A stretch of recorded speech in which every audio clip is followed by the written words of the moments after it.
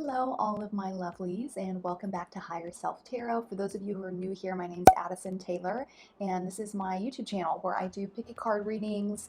I'm planning on starting some astrology videos, anything spiritually related. I'm your girl. So if that's something you're interested in, empowering yourself and getting to know yourself better through spirituality, then go ahead and subscribe and get on this journey with the rest of us. Okay, so once again, I'm always taking inspiration from my Etsy clients, and today's reading is inspired by one of my Etsy clients. She actually inspired a video that I did a couple of weeks ago as well. So I do have an Etsy shop. I am on vacation for the next few weeks while I figure out my schedule with COVID and I have an 8-year-old daughter who now needs to be homeschooled the majority of the week. My husband is also having to work from home because of COVID.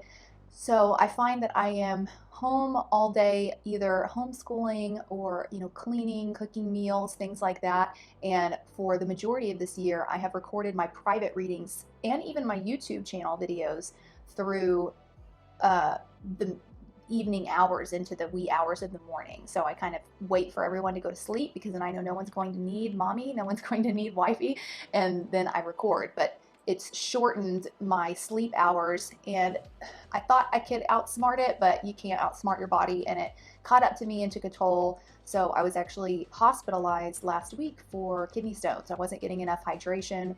I know my schedule's been way off. So I decided I needed a break from my Etsy shop. So if you go to my Etsy shop right now, you're not going to see any listings. You'll see a message on my shop banner explaining what's going on, but I should be back up and running within the next few weeks.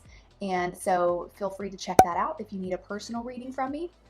But all right, let's get into today's reading. So what we're doing today is we're going to dig into a past life between you and somebody else in your current life. I did want to channel romantic messages. So this would be more for a person you're romantically connected to in this lifetime. So a husband, a boyfriend, girlfriend, wife, an ex of any sort, maybe a crush, someone you just started developing a crush on and you feel this strong connection like you've known them before. So this reading will help get into that. What was the past life? Were you guys romantically connected in the past, or was it a different kind of relationship? And why does the relationship need to continue in this lifetime? These are all things past life will tell us, because we'll uncover what sort of karma was left undone, or certain purposes that maybe were meant to be fulfilled but never were in that lifetime, so you guys have come back, things like that. So I wanted to be very specific, so I created 6 piles as usual. I usually do 6 or 7 piles. Each pile has a rune on it and a doorway. So I want you guys to kind of look at the piles, and I'll flash an image here in a bit like I always do, and ask yourself which one holds the doorway to your past life, and then we will get into the reading.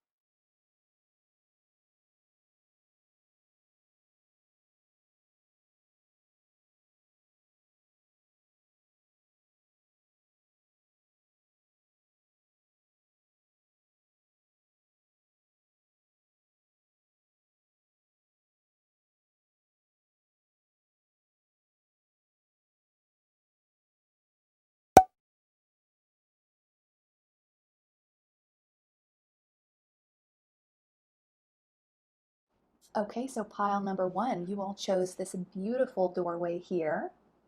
So curious to see where your past life takes you with this particular person that you were thinking of when you chose this pile.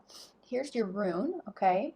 I want to look up the message on the rune first, and then we'll take a look at the message that the doorway has for you. So let me see, I've got my paper here. Runes are not something I have fully mastered yet. Okay, so the meaning of this rune is withdrawal, inactivity, and a standstill. Interesting. So maybe something kept your past life with this person from accelerating to where it needed to go. And on the back of your doorway, it says morning memory. Its healing gift runs a destined course. The morning dawn, our inspired source. And it says, meditate under the sun. That's interesting. It's making me think of, how the sun rises on a new day. So something in this life something in the past life kept you guys at a standstill, but now that day has ended and a new day is beginning. So it's a chance to start again. Beautiful. Okay, let's take a look at what we have from my past life deck.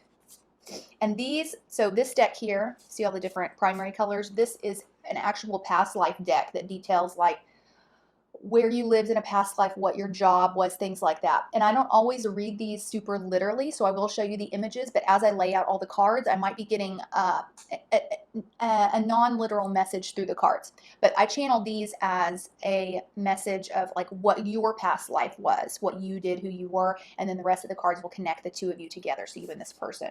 So let's see. Yeah, see, so during the time period, it says prehistoric, okay? And you lived on a riverine, so a town or a village close up to a river. And for your occupations, we have religious and trader. And then the life theme in this lifetime was justice and injustice. This was kind of the lesson that you were learning, which this looks very much like the Libra card. So I wonder if I have any Libras here. Comment below. Sun, Moon, Ascendant, and Libra. Okay. So for our tarot, first we have the Two of Pentacles, Two of Wands, wow, lots of twos, and plus we have the scales from the Justice, Eight of Cups, and Five of Cups. Beautiful. Okay, so this is what I'm seeing so far. So I see that you and this person from your past life were connected back to childhood. You grew up together, probably in a smaller village where kind of everyone knows everyone. And yeah, and at some point, so what I'm seeing, I feel that you are the female in the past life, okay? And the person we're discussing is the male, but it could be vice versa. But at some point, the male, when he got old enough, I think it's kind of like you guys were childhood sweethearts, and I think you always thought that whenever he grows up, he will want to marry me, because that was kind of the natural way of things back at that time. You guys kind of always had this special connection, and so you kind of just expected that that is what was going to happen. But lo and behold, he reaches a certain age, and he's actually dreaming of bigger things for himself. He doesn't want to stay in his town. He doesn't want to stay in his village. He's okay, this is what I'm seeing. So this trader card, this is his energy to me, okay? Your energy is this religious energy. So what happened was he grew up, he started making these big plans about his future, and he was like, yeah, I think I want to leave, and I want to make a lot of money, like go be a trader, travel the world. And so that's exactly what he did. He wasn't fulfilled with the life of the village. And so he walked away, and you were devastated, absolutely devastated. And you couldn't see yourself giving your heart or your body or your life to anybody else but him. And so I see that that is why you decided to go into a religious profession, because in your village or town, wherever it was that you worked, it's kind of like how nuns and monks work, or even priests. You know, they don't ever get married. They don't have children. They remain virgins. That's what you decided to do because you were just so heartbroken over the loss of this relationship. And back then when someone left, it wasn't like they could really come back to visit. You know, you couldn't call, you couldn't write letters. All communication was gone. So it was really like mourning a death for you. But man, you were so strongly connected to this person that you actually chose your career based on that. You wanted a religious career, which would maybe help you understand this loss. I think you poured yourself into your spirituality to try and understand this loss. And you also knew that religious work would keep you protected from another broken heart. You never wanted to experience that again. So it's interesting. You used religion as this tactic to keep a wall up around your heart, kind of, is what I'm saying. So let's get into the oracle cards. We have big luck, frivolity, love yourself first. It says your self-respect makes you more romantically attractive. We have Aries energy,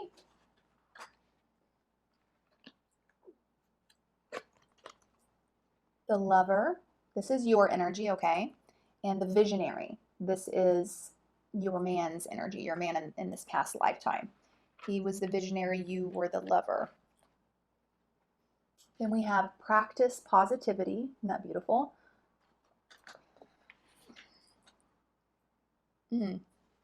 Mercury in Virgo, caution. So you all may have your Mercury in Virgo. Let's see what flower you guys have. Okay, you have apple blossoms. And it says choices, knowledge, and illumination. White are the flowers of apple tree that brings us fruits of fertility. And then for the final card, and then I'll go over the meanings. This deck tells us like a negative phrase that's carried over from this past lifetime into this one. It's still affecting you today and what spirit wants you to replace that with. And looky here, it says money is the root of all evil and unhappiness. Spirit wants you to replace that with true joy and happiness come from prosperity in many areas of life.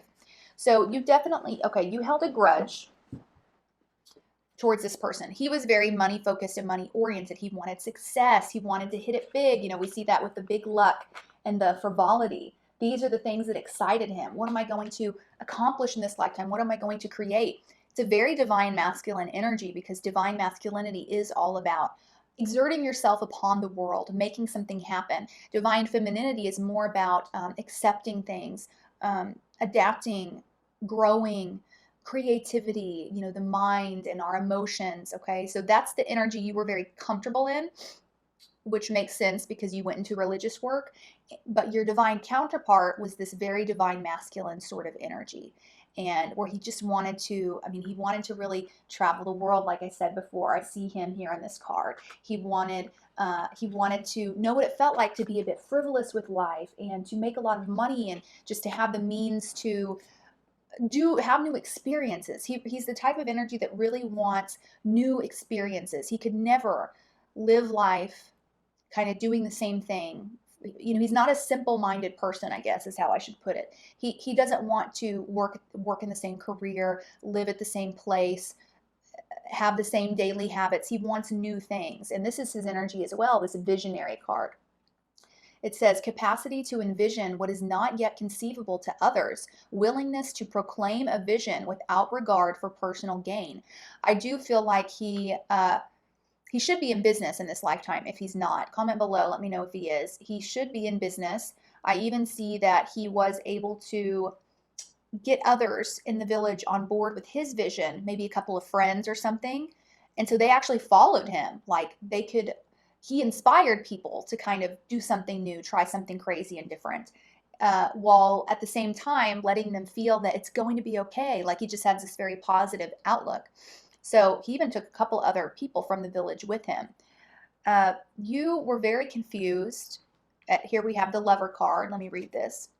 Great passion and devotion, unbridled appreciation of someone or something. The shadow attributes of this trait says obsessive passion that harms others, self-destructive devotion.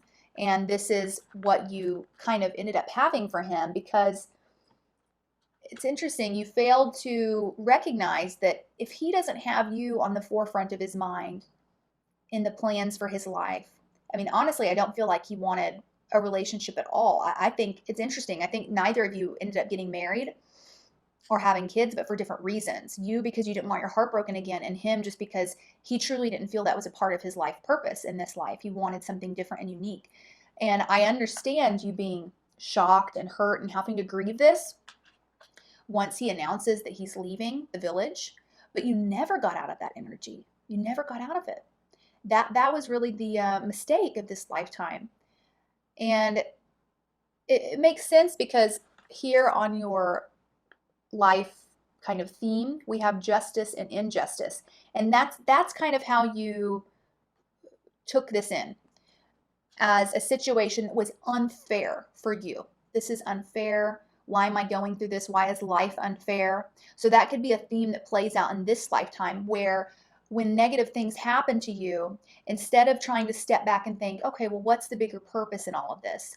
Like, maybe even though I have these feelings for him, maybe it's not a part of his life purpose to be with me. And that's okay, that's okay. It hurts, it's painful, but who am I to say or know how this lifetime is supposed to work out? Even though I have feelings for him, maybe it is a part of maybe God has bigger plans for him in other parts of the world. Maybe God's plan for him is for him to learn how to do business and travel, right? So you had a hard time like separating your own heart from these higher truths of life. And the lens you kind of looked at things through was, fairness and unfairness, and how you believed that love and relationships at the end of the day were just unfair and scary and hurtful. So you didn't want anything to do with it. So you went into this religious work to detach from that. And on top of this, you ended up, because you loved him so much, you didn't want to blame him for the way things worked out. So what did you end up blaming? You blamed success. You blamed money. You blamed, the desire for new experiences and things, wealth. That was what was to blame for the unfairness of the situation in your mind. So it's very likely that you came into this lifetime still resisting money. Religious work, which is what you did before, they don't, you didn't make money. You lived off of what the village could provide. And you were just of spiritual service to people, but you didn't make money. There weren't like business goals and things.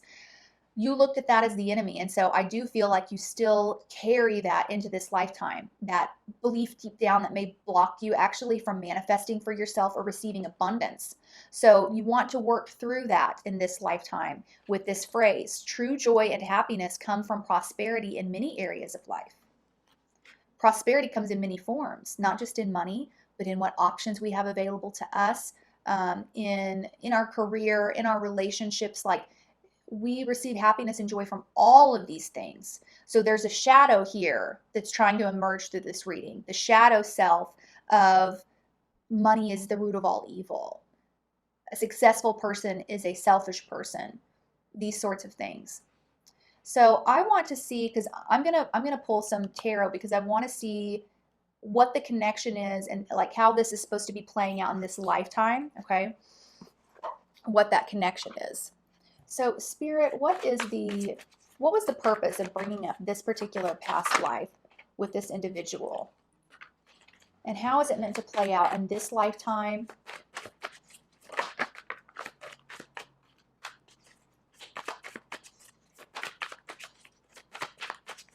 I will say that because you guys were in religious and spiritual work, our past life creates talents for us that we can use in this lifetime, because our soul soaks up that knowledge and it stays there forever.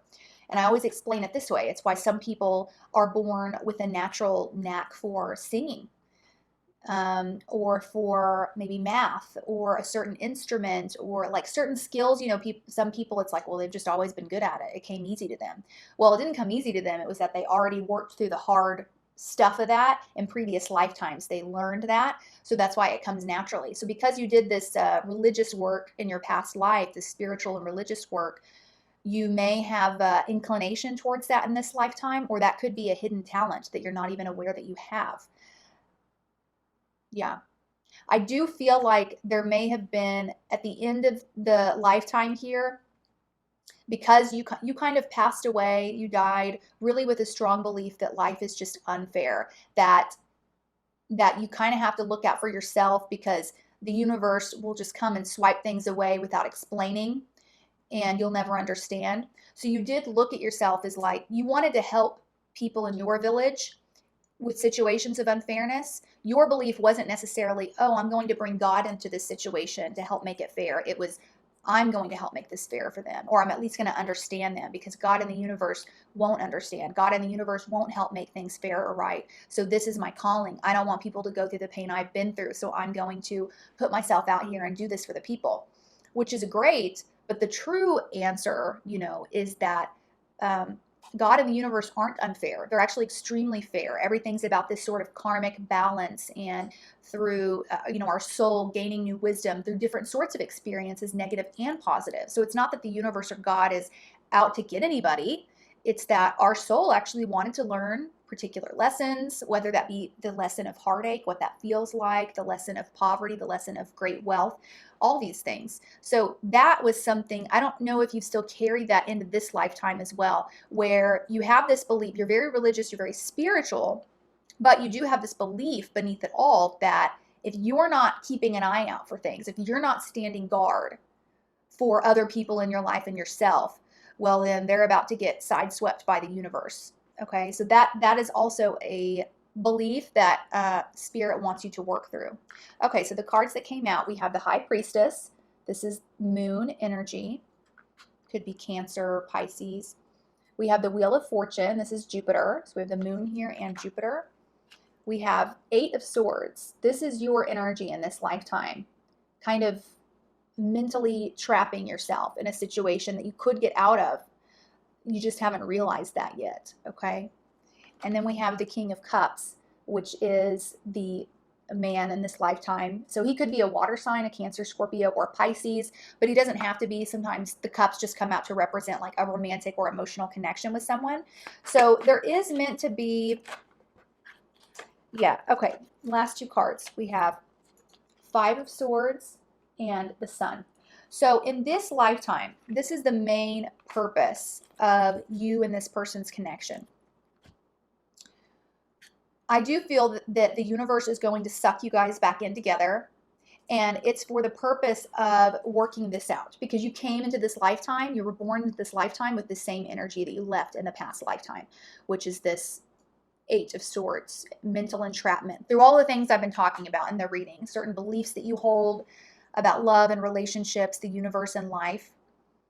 So that's what's being worked through in this lifetime, releasing those negative sort of thought patterns and beliefs. And this could be through, coming into a relationship with this person and having it ripped away once again, okay? So you have to work yourself back up to your own happiness and joy after this abrupt ending. Or for others of you, it could come through being in a relationship with this person that does actually work out, but in which you are realizing that even though the relationship's working, you're still carrying all these negative beliefs about money and prosperity and God and the universe that you've got to work through. Because for those of you where you're going to stay in this relationship, what you're going to realize is you came into this lifetime thinking, well, if I just had that relationship, then I would be happy, I would be at peace. That's all I've ever wanted, right? Because that's what you wanted in this past lifetime. But what you're going to realize, those of you who are meant to stay with this person, is you're going to get with them and you're going to realize, okay, actually this didn't solve everything. Why do I still think this way? Why do I still feel this way? Why am I feeling anxious and insecure in regards to this connection or in regards to love in general?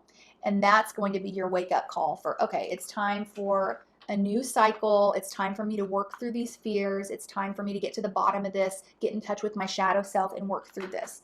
So that is the main purpose of the connection. So your last lifetime, you were kind of stuck in this negative energy because of this man that you loved, and you never got to work through that and get to the other side of it. So in this lifetime, you're meant to do that by either being in a relationship with him that abruptly ends, that you then have to walk through the grieving process, but get back to a true place of joy and freedom, which you never did in the last lifetime, or you will end up with this man and stay with him thinking that that was going to be the solution to all of your problems and issues, but realizing actually, no, it's not. Why do I still feel this way? And then working through it that way.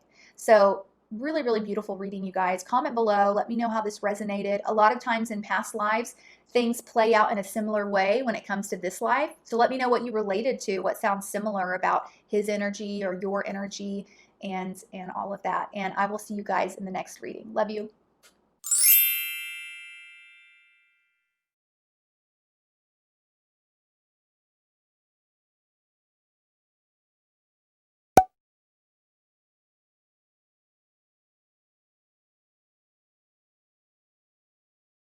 Okay, pile number 2, you all chose this beautiful doorway. Let's see what your past life has in store for you and your person. I want to look at what rune, the meaning of the rune you all chose. Here's the rune you chose. So let me get out my little strip of paper because I do not have the runes memorized, not mastered these yet. Let's see. Okay, so this particular rune means vitality, passion, instinct, sexuality, courage, brutality, and strength. So this sounds like something quite passionate. Passion, high emotions, high energy. And your door says palmistry. Fortune and tarot, collective destiny. The palm lines from birth tell your sacred palmistry. Listen to the notes of intuition. Beautiful. You know, with a lot of passion often comes a sense of intuition about things. So there may be, I feel like there are things that you pick up on in this lifetime that maybe you don't necessarily have proof for, but your intuition is telling you something. And I feel like you guys often second guess that or allow other people to make you second guess that. Like, well, how could you think that? Like, you don't have any proof of that. And then you're thinking, okay, yeah, maybe they're right. I don't have proof. Let that rune and that card be a message to you to listen to your intuition, really get stronger in being able to discern, okay, what's my anxiety versus what's my intuition, and standing strong in that and recognizing that you don't always need like a logical proof of something to feel it already inside. That's what psychic ability is, right? And psychic ability isn't something that's just used whenever we're doing a tarot reading or a natal chart reading or any, something like that. It's not something that just turned off and on. We should be using it every day of our life through everything that we do. So I feel like that's what you guys need to kind of work back to. Developing your intuition, not really developing it. You have a high intuition. It's more about developing discernment of your intuition, recognizing what comes from your intuition and honoring that and respecting that. Okay, so the first deck I want to get into is my past lives deck, and this shows us like where you lived in this past lifetime, what kind of job you had, what your life theme was. And I don't always interpret these completely literally, but I will show you the images, and then as we get into the reading, I'll kind of tell you what I'm seeing. But so, let's see. Okay, so from the location, we have China, Japan, and you would have lived in a town in China or Japan, or I guess, Asia. You were a builder of some sort. We'll see what the tarot cards have to say about that. Your lifetime ended in starvation, okay, so not much money. And the theme of your lifetime was about power. Power, okay. So from the tarot, we have Knight of Swords. So this is Gemini, Libra, Aquarius energy. Knight of Wands or Prince of Wands.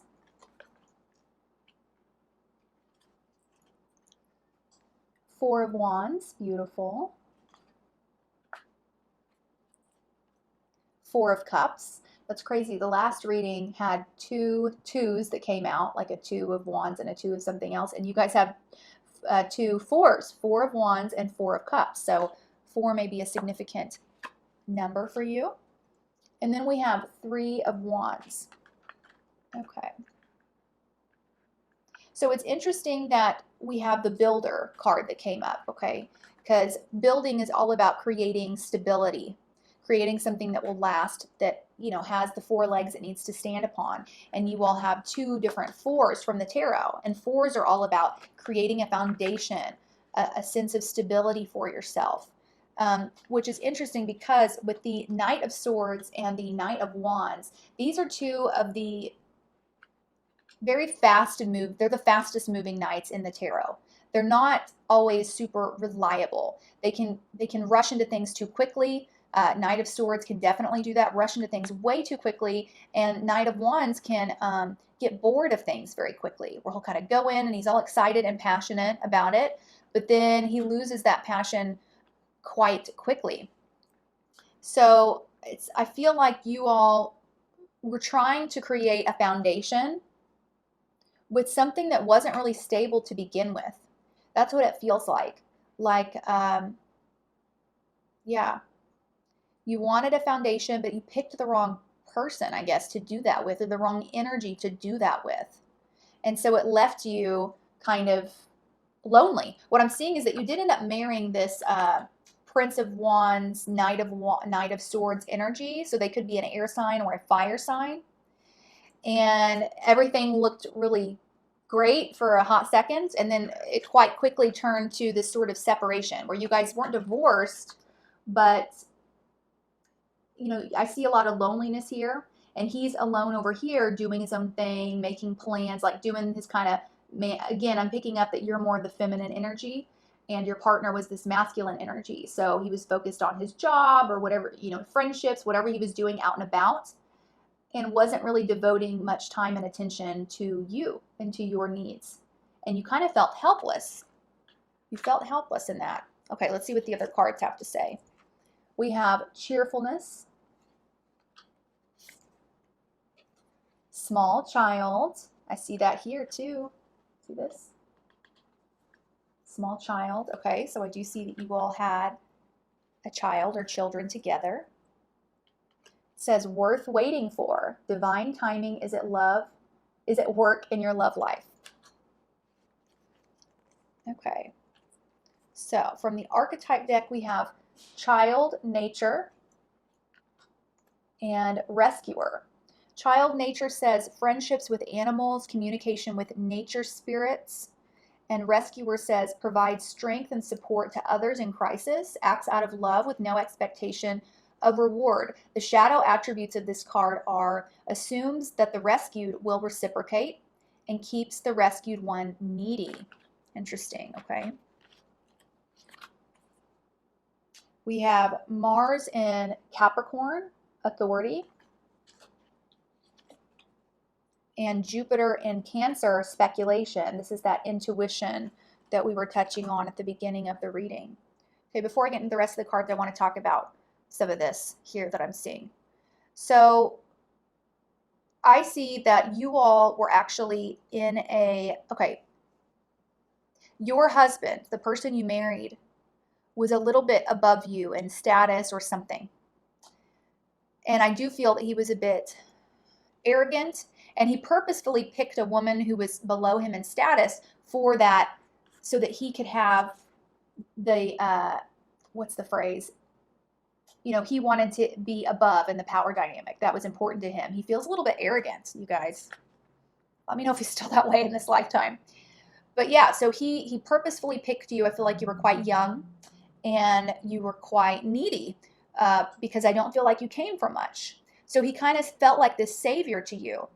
And so it was just this magical sort of thing. And you thought, wow, I'm being saved by this guy who, you know, he has quite a bit of money or he's well off and I'm not, like he's going to move me up in status.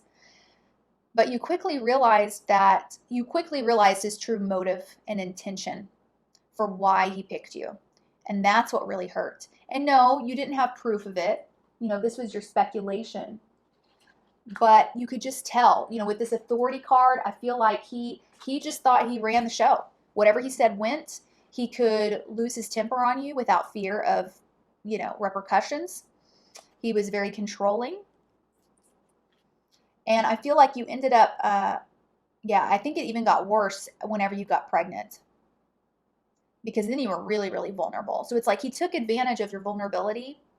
You did end up kind of just pouring your life into your child because it was the only thing that could take you away from the sadness. Like you felt ashamed of yourself. Like how dare I allow myself to be pulled into this situation? Why didn't I see this before? Something in my gut was telling me, but I ignored it. So questioning your own intuition because it landed you in a permanent, not listening to it landed you in a permanent trap, which you couldn't undo because this was a long time ago during a time period where women couldn't just get jobs and get divorced. And, you know, I feel like the builder energy that came up, that was your husband. He was an architect. He was an architect. And he came from a background kind of similar to yours actually, but through his hard work, he pulled himself up in status. So his family wasn't like well-known or wealthy. He made himself that way. He was self-made. And so that did attract you to him. And you thought that, oh, because we come from similar backgrounds, he'll understand me the way that other people wouldn't be able to understand. But it ended up being the opposite. It's like he was able to earn this power for himself in life, but then he chose to abuse it. He abused it the way it was abused on him. It was this repeating cycle of having power and abusing it. And you were in this repeating cycle of having the power of your intuition within you, but not using it, ignoring your power, ignoring it. So it was these two opposite sort of polarities. With this cheerfulness card, this feels like his energy, you know, he was definitely kind of like this sort of politician-like energy where he knows how to talk and gab and put on a show and be entertaining. And that's really what he lived for, was his work. I feel like he only got married because of the way that it looked back then. You know, you kind of had to be married to be a well-respected man in society, had to have kids, but he didn't really want any of it. He didn't want any of it. So you ended up just being, you felt like just a pawn in his little game. Okay, so we have the Virgo card from the astrological deck. And that feels like your energy in this lifetime. So you may have been a Virgo, very humble, very practical, you know, not someone that Virgo just wants to be loved, you know. Virgo energy isn't about the power and the status and the money and all of that. It really just wants simple, humble love. And you were, this man was your first boyfriend. No, I don't even feel like you guys were boyfriend and girlfriend. It must have been because of the time period. It was just like marriage, pretty much. Meet and then marriage. But he was your first everything, your first and only everything. You had no experience in relationships. And you just felt really taken advantage of in this lifetime. So I'm going to flip over the rest of these cards, and then I'll probably get into the tarot to see how this connects to this lifetime, what you're meant to be doing with this man in this life. So the flower you guys have is the hyacinth. Beautiful. It says playfulness. Play is the royal road to childhood happiness and adult brilliance. Beautiful. And from my healing deck, we have unlock your heart. And then this is a negative phrase that's been playing out in your mind that's connected to this past lifetime and what Spirit wants you to reverse it with. So we have, I tend to have accidents or other life-threatening health problems. That goes very well with this Virgo energy and this rescuer card. So we'll get into that in just a second. I tend to have accidents or other life-threatening health problems. Spirit wants you to replace that with, I know what my purpose in life is. My faith in a higher power gives my life meaning and purpose. So you may have had some sort of bodily, issues with your body in this past lifetime, which would have made you quote unquote, undesirable to others or something like that, that brought you some insecurity. Because I do feel with that Virgo energy that there's a huge amount of insecurity here that he kind of plucked on and knew how to take advantage of. So, okay, Spirit, what is this connection about in regards to this lifetime, Spirit? What is pile number 2 meant to? Okay.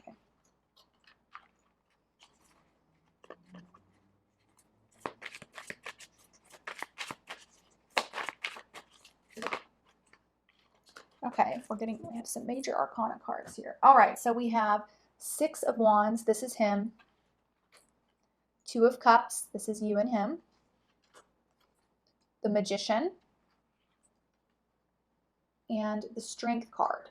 I feel like this is his energy and this is yours. So this is Leo energy and this is Mercury energy. So again, Virgo or Gemini. And then we have 3 of Cups. Okay, so I see that in this lifetime, you guys are meant to come back together. And it's supposed to be healthy in this lifetime, okay? So you are meant to be with this person, which he feels, again, like someone who's kind of adored, knows how to show the crowd, knows how to work a room, has earned a bit of his own success in his lifetime, or just like popular. He feels popular. So he does have a bit of power, again, in this lifetime, and you guys are meant to come back together, but it's going to be for the purpose of healing the negatives in each of you. It's not supposed to be this unbalanced power dynamic like it was before. So he's supposed to, which is what this card's about. See this symbol here? This is about healing. So as the two of you come together, he heals you, you heal him. And you're healing he has to learn. It's almost like he needs to take on more divine feminine energy and you need to take on more divine masculine energy. So you are meant to show him what it means to just receive, to be thankful, to be grateful, to be humble, to be practical, to use your power in a kind way. And he is supposed to be showing you how to take hold of your power, to grasp it, to not be afraid of it, to not reject it, to not be scared of it, to come into your power and do and create some things for yourself. So that's the direction that it's meant to go in this lifetime. And I see a lot of celebration here as well, which makes me think you are meant to possibly marry this person. If not marry, then Three of Cups can also represent a friendship. So if you guys aren't meant to come together in this lifetime in a love relationship, then it's going to be teaching and healing each other through your friendship, because that's what Three of Cups is about. So it'll be different, I guess, depending on who picked the pile, and you'll know which one is for you. But this is not supposed to be a relationship that by any means ends with a negative sort of connotation or without closure or with things left unsaid. There is supposed to be a deep friendship beneath this whole thing, and that friendship is supposed to bring you healing. So here we have the Magician. This is what he is instilling in you, teaching you how to own your power, how to make magic happen in your life, how to create what you want out of your life. This is what he's teaching you, this magician energy. And you're teaching him this strength energy, which is all about, the power dynamic between our spiritual self, our higher self, and our more animalistic self. The animalistic side of us wants to abuse that power for the sake of protecting ourselves, right? Marking our territory, attacking anything that comes near. And our higher self kind of can see above that and like, okay, let's use our kindness. The message of this card is that the woman, you can't get rid of the lion. The lion's within all of us. So you may think you can get rid of it by beating it or locking it up, but it will come out. There's no way to get rid of it. So what do we do? How do we handle this? We accept it. And we tame the lion through kindness, through love, and through acceptance. And so that's what you're teaching him, is how to kind of balance out his animalistic desires with his higher self, his higher purpose and what it needs. So learning how to use his power in a positive way, in a way that creates positive change for the world. So I do feel like in this past lifetime, you did fall, you had a child with this man, okay? And you kind of just escaped through your child. Once you had that baby, that was your escape. And you kind of lived the rest of your life with the same amount of power that a small child would have, which isn't much. You did find ways to kind of enjoy. You loved being with your child. You loved enjoying those small things in life, going on walks, going on picnics. Like you had this very childlike energy, but you never stepped into, your power in that lifetime. You were an adult. What were you creating? What were you doing? But I also don't want you to hold blame towards yourself for this, because the circumstances of the time period wouldn't have really allowed you to grasp onto that power. And I think that's what's going to help your relationship with this person in this lifetime. The power dynamics cannot be abused as easily as they were in the previous lifetime. And so that's going to be a saving grace for the both of you, I think. But comment below, let me know if this sounds like your person, if things are kind of repeating, or if they've repeated in this life, or if they're working out differently. I would love to know. Also, let me know if you guys are Leo with the Strength card, Leo, Sun, Moon, or Ascendant. And I will see you all in the next reading. Bye.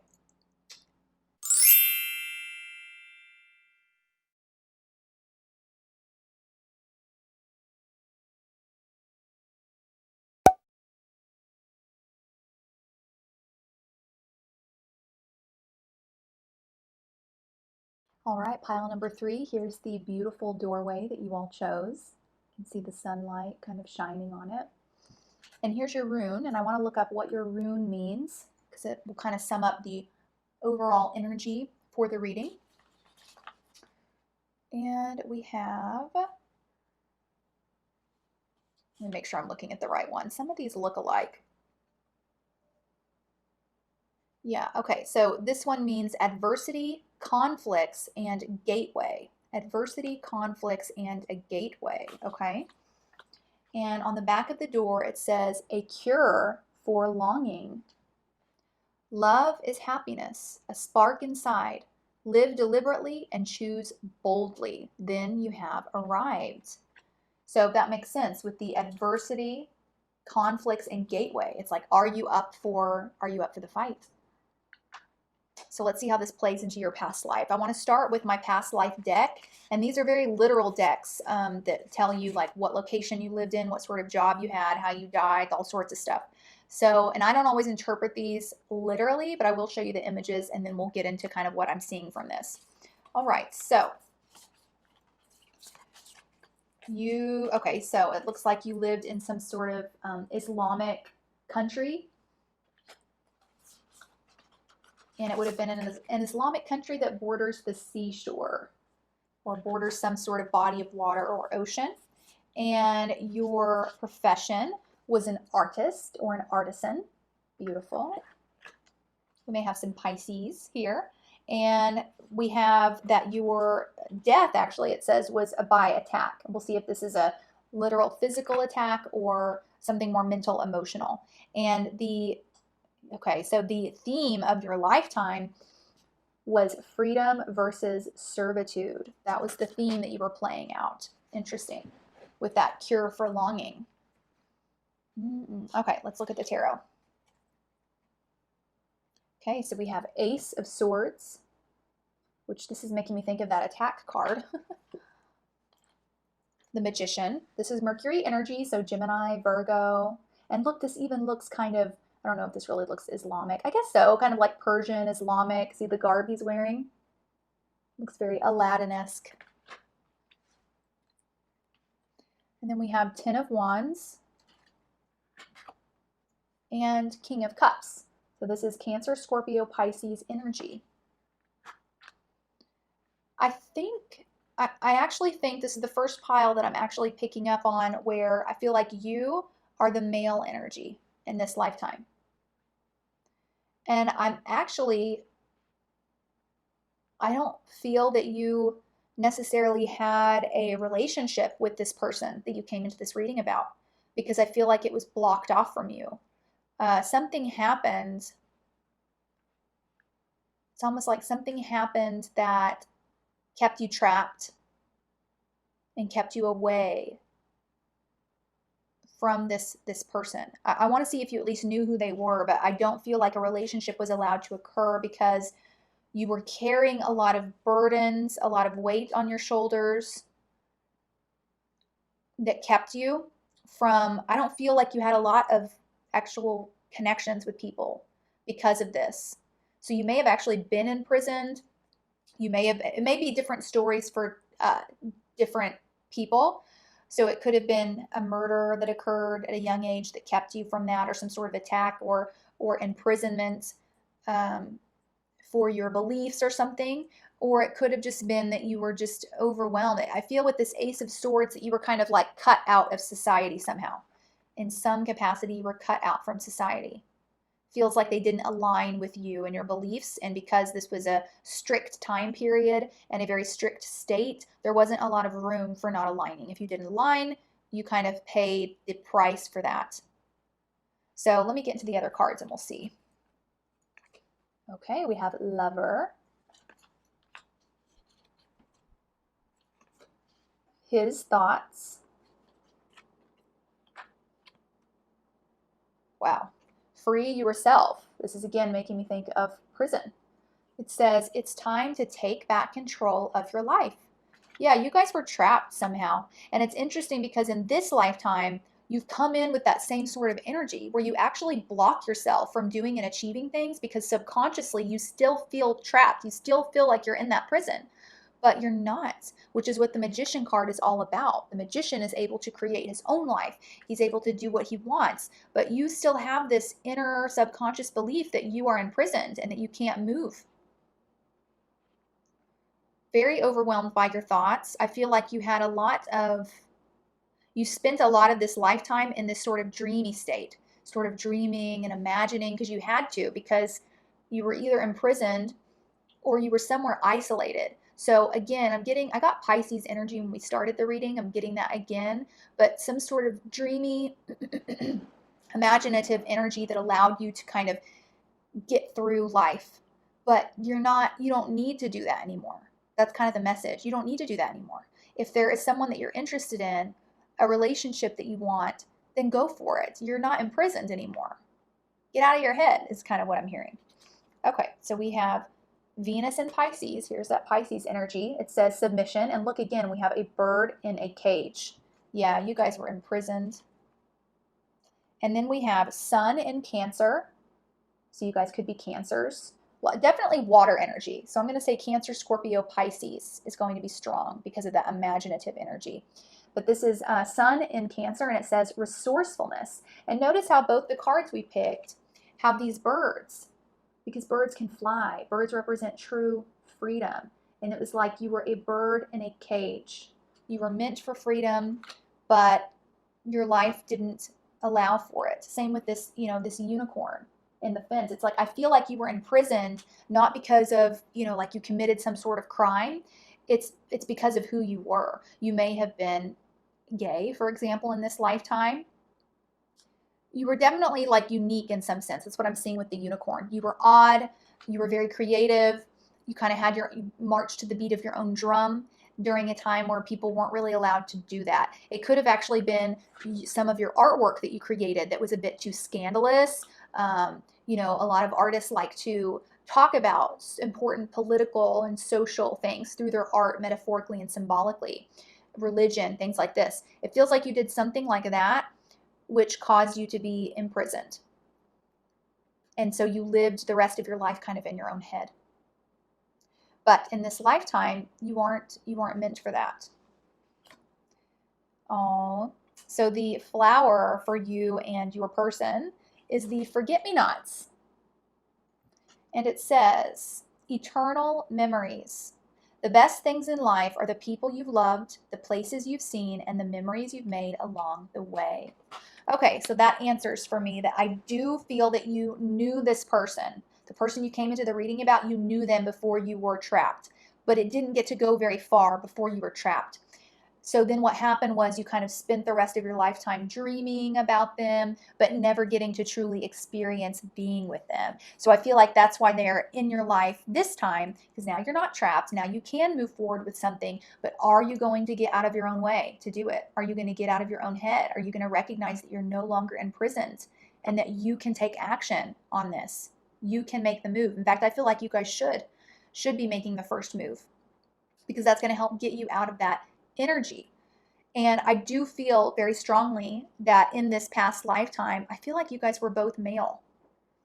I feel like you were homosexual or gay during a time where that wasn't allowed. And I don't think that's what you were imprisoned for. Otherwise, this other person would have been imprisoned as well. And I don't think they were. That was something that was kept behind the scenes. Like you guys just looked like friends or whatever. It was your artwork, something scandalous or provocative that you did in your artwork that caused this.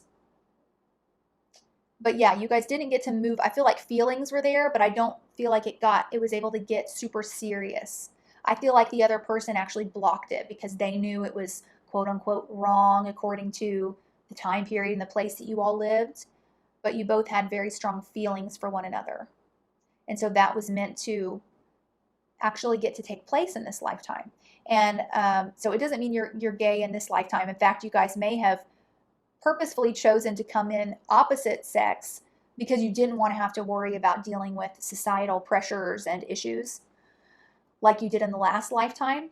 Even though, of course, today it's a very different sort of society, I feel like, especially the other person, not so much you, the other person, that's what kept them from acting on it in the last lifetime. So I feel like in this lifetime, they just wanted to make sure that wasn't an issue they were dealing with. So they wanted to come in like the opposite sex of you. Okay, for that reason. But some of you that chose this pile may actually be gay in this lifetime as well. And it's a same sex sort of thing. But either way, you guys wanted to make sure that there weren't going to be like boundaries and issues for you guys to be able to come together. Ooh, look at this. We have the Queen It says, radiates the regal feminine, uses her benevolent authority to protect others. Shadow attributes, becomes arrogant when authority is challenged, controlling, and demanding. And then we have the storyteller. This always gives me like Gemini energy. And it says, ability to experience and express life through stories and symbols. This was a gift that you were given, not given, you worked for it from this previous lifetime. You had to spend so much time in solitude and in daydreaming that you can actually, you have a gift and an ability for writing, painting, whether it be music, poetry, books. That's all from this lifetime and sort of solitude that you spent. So you should definitely use that in this lifetime. Use it to make some money, or use it just to bring yourself joy and happiness. It brought you so much peace in your last lifetime. It would be such a shame not to use that in this lifetime. Create through your words, through your art. You guys are true artists. All right, we have Uranus, which is the planet of kind of sudden shock and shake up. He rules Aquarius. So we've got some Aquarius energy there. He's kind of the higher octave of Mercury and Gemini, which is what the Magician card is all about, where it's like you're not just doing things for your own purpose. You're doing it because of the higher octave, the spiritual purpose behind it. Because I feel like there's going to be things that you guys aren't comfortable doing. And so in your head, what you'll think is, well, since this lifetime is supposed to be about me being free and me doing what I want, well, okay, great. I don't want to do that.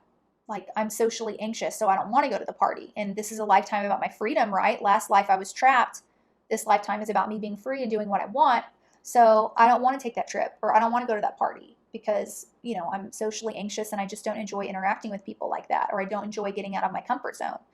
No, actually, this lifetime is about you having the freedom now to experience all you're supposed to experience, but you're going to have to force yourself to do a lot of it for the higher self. You're going to have to remind yourself, okay, even though I don't feel like going to this party because I'm socially anxious, I know that social anxiety is a barrier I'm supposed to push through so that I can become a more and more free person. I've got to push through these barriers of social anxiety, awkwardness, introvertedness, because I'm not truly free if I'm still trapped in those. If I'm saying no to experiences because of my own mental blockage, then I'm still imprisoned. So I've got to take on this Uranus energy of the bigger purpose, the higher octave, and force myself to do it. Force myself to become free of these things that trap me, whether or not they feel comfortable. That's what this is about. Okay. Oh. So from the healing deck, we have focus on higher truths. Yes. That is too funny. So yeah, that's what you're doing with the Uranus energy. So don't just think about what feels comfortable to you, because unfortunately, because your last lifetime you were spent in a prison for like 30 years, yeah, you feel real comfortable just probably being alone, never doing anything. But that doesn't mean that that's what you should be doing. You've got to get out of that comfort zone, force yourself outside of it. And then, okay, so this is going to be a negative phrase that plays out in our mind, and it's directly connected to this past lifetime and what Spirit wants you to replace it with. So it says, if I'm needed, I feel loved, appreciated, and accepted. That's the negative phrase. If I'm needed, I feel loved, appreciated, and accepted. Spirit wants you to replace that with, I now nurture others as much as I nurture myself. I am lovable even when I'm not nurturing or giving someone something. Wow. I think this has a lot to do with this social anxiety that I'm picking up on. It's like you feel like you have to be nurturing or giving to others to be accepted. And of course, that would be very exhausting. I wouldn't want to go out either with people if I knew that me going out equals me having to give and nurture and give and nurture, and you know what I mean? So that negative belief stems a lot. It's the root of a lot of your social anxiety. Once you start repeating this other phrase and realizing that you can actually just relax, there's nothing you need to do in order to interact with people or be with people, just be yourself. And that's it. It's going to become much more enjoyable for you. Okay, I want to pull out some tarot cards and see, I just want to get more of an explanation on what you and this other individual are meant to be doing in this lifetime together. because I haven't even really gotten their energy. I don't know what sign they are. I haven't picked up on that yet. So Spirit, what is, okay, that's too many. What's the purpose of their relationship in this lifetime? What is it meant to be about? What are they healing? There's too many flipping over.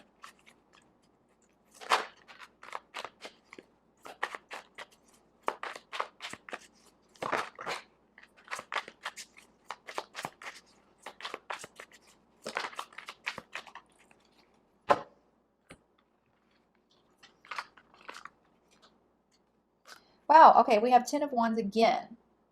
Didn't that come up? Yeah, look, it came up here. So 10 of Wands again. Then we have Queen of Swords. So this is Gemini, Libra, Aquarius energy. So you all may be a Gemini, Libra, or Aquarius. Then we have the Devil. This is Capricorn energy, as well as 5 of Cups. Okay, so what I'm seeing is in this lifetime, your imprisonment, because it's like sometimes things have to repeat in order to play out in the correct way so that all the lessons we're meant to learn are learned. So you were meant to be imprisoned for a period in this lifetime as well, through your mind, as well as through at least one specifically negative relationship. Doesn't have to be romantic. For a lot of you, I think it will be. A very negative relationship which trapped you in so many ways. And what you're meant to do is you're meant to free yourself from that prison. Cut it out of your life like the Queen of Swords does.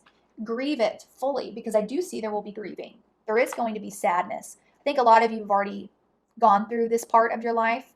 It doesn't have to be romantic. It could be with a parent, you know, just some sort of toxic relationship that you allowed yourself to be trapped in for too long. That became your prison. And it squashed your confidence. It brought up a lot of insecurity for you, and you're meant to leave that prison, walk away, become this strong, more hardened, protective energy that knows how to set boundaries for itself. And yeah, because in both of these lifetimes, it's like you carried so much burden. In fact, I want to see specifically what these burdens are about. Spirit, what are the burdens that they are carrying in these 10 of Wands cards all about?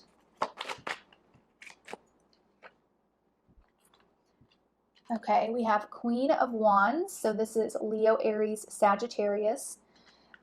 So let me get one more. Queen of Wands, she's in charge of the wands. Okay, and then we have 9 of Pentacles and 7 of Pentacles. So this is related to your work. You guys feel very artistic. Queen of Wands is very artistic, very creative. But I do feel that it feels like you guys have a life which a lot has to be put into your creative endeavors and your work process. A lot.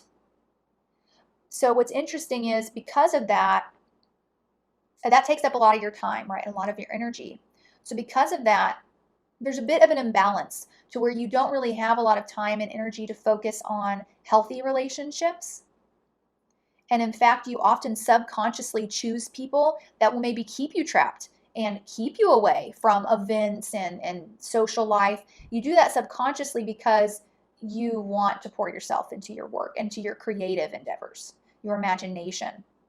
So you're going to be healing that in this lifetime, recognizing that you don't need to trap yourself as an excuse to work on your work. You also need to have more of a work-life balance. Your work will become better once your life is balanced. You won't be so weighed down, overwhelmed.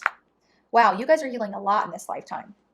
But yeah, so I do see that there is someone for you, a very special someone. It could be the person you came into this reading for that's meant for you. You will know based on the reading, because the other possibility is that the person you came into the reading about is this person, this Capricorn energy, in which you were supposed to be in, to get trapped in order to get yourself out, okay? But either way, for all of you that chose pile number 3, there is a beautiful, loving, meaningful relationship that's meant for you in this lifetime with someone who is quite sociable and easygoing and lighthearted and really fun-spirited.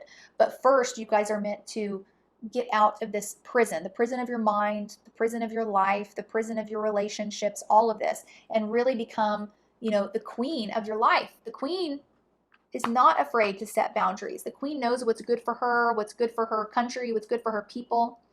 And she doesn't care that she's a feminine energy. That doesn't stop her from being strong and bold when she needs to be. Because you guys have a very strong divine feminine energy that I think gives you a lot of fear to express yourself boldly, to be very firm with things. But so take inspiration from the queens who are very bold, who are very courageous, who say it like it is, who set those boundaries, who say nope, but are also very feminine. And so that's what you're balancing out in this lifetime. Beautiful, beautiful reading. Comment below. Let me know how this resonated. Let me know who this Capricorn energy is in your life. Is it a parent, a family member? Is it an ex? Are you with them currently? Let me know, and I will see you all in the next reading. Love you.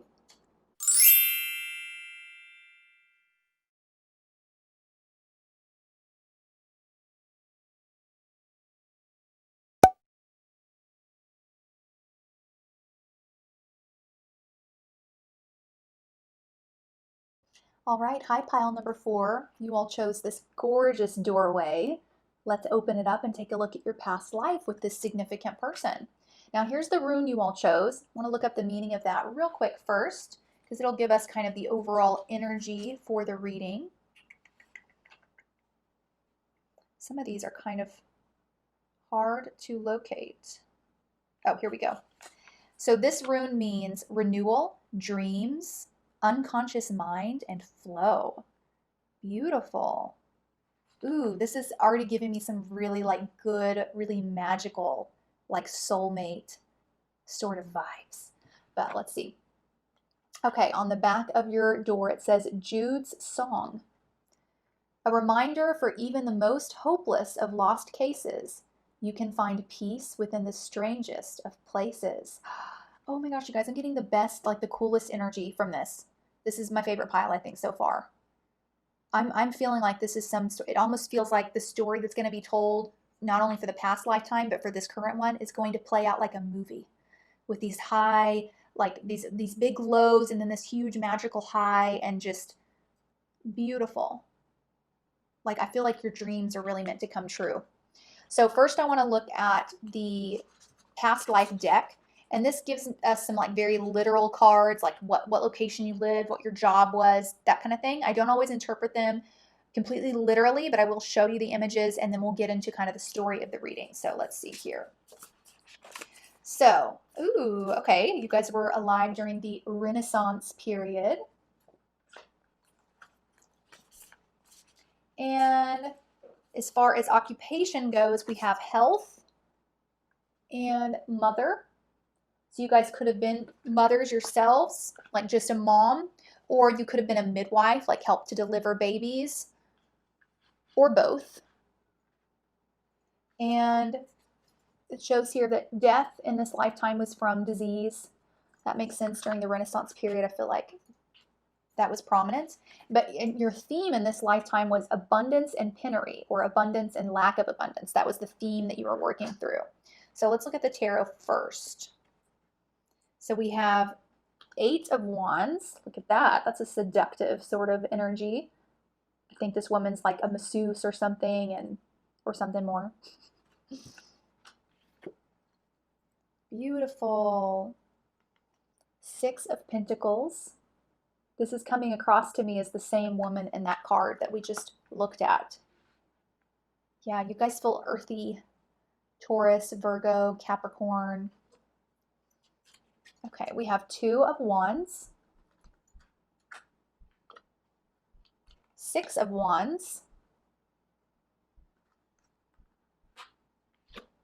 And Strength card. Interesting, all 3 of these tarot cards have come out in other readings. So you may be Leos, because that's what the Strength card is about. And we have all this wand energy, 2 of Wands, 6 of Wands. So Aries, Leo, Sag. That could be your partner's energy or the person you came into this reading for. One of you feels very earthy and the other feels very fiery. So it feels like in this particular lifetime, I actually think, okay, this is going to sound kind of out there, but I feel like you feel like the feminine energy, okay? And I feel like you were some sort of seductress, like maybe a prostitute or a dancer or a masseuse. You did something very sensual. That's how you made your money. And you were very beautiful. Very beautiful. And I feel like your significant other, I don't know, it just feels like he fell for you. It's almost like you were a trophy wife because you were just so pretty. And so he didn't even care like what your background was or anything. I think you guys kept that hidden. And you were kind of his trophy wife. You know what it's reminding me of? I watched a movie last year about Marie Antoinette, and the king, so not Marie Antoinette's husband, but his father, had this girlfriend for like 30 years. She was much younger than him, and she was a prostitute, and a lot of the castle, they kind of had to keep hush hush about it. Like he spent a lot of money on her. He was just obsessed and in love with her. I think she lived at the castle, even though he was married, like he had a queen, you know, but this was his true love, was this prostitute. That's kind of the energy I'm getting from this. So that may have been, you may have been like a gypsy of some sort or a belly dancer, just something very exotic and beautiful. And this man fell for you. Okay, let's get into the rest of the story. So we have getting to know each other. It says, as you reveal your innermost selves to each other, your bond deepens. Oh, yeah, it feels like it started off very like primal, this energy, a very primal energy, but it got deep very quickly. He was very, I'm just feeling like obsession. He was obsessed with you. He didn't care what people thought of you. He didn't care about your reputation. He was just obsessed. And you seem so like warm and earthy and sensual and just so comfortable in your skin and just this beautiful, sexy sort of energy. Oh my God, look, wedding. He married you. He married you. Look at this. Main female. That even looks like kind of Marie Antoinette. Yep, he married you. Here you guys are here. And look, even here, it's like, it's just the two of you. There may have been other people at the wedding with their own opinions or this or that, but he really didn't care. He absolutely adored you. I love this story that I'm seeing. It's so beautiful. Because even though the great thing about the both of you is you didn't give a crap about people's opinions. You didn't. You were very confident, beautiful, confident, vivacious. You knew your worth and you didn't care what other people thought. And then he was the same way. Like, well, I don't care what other people think of me and my decisions and my wife. Like, I do what makes me happy. You guys were really good about that. Really, really good about that. Okay, we have the Libra card, which is Libra rules the house of marriage and one-on-one relationships, but one of you may be a Libra or have it prominently in your chart.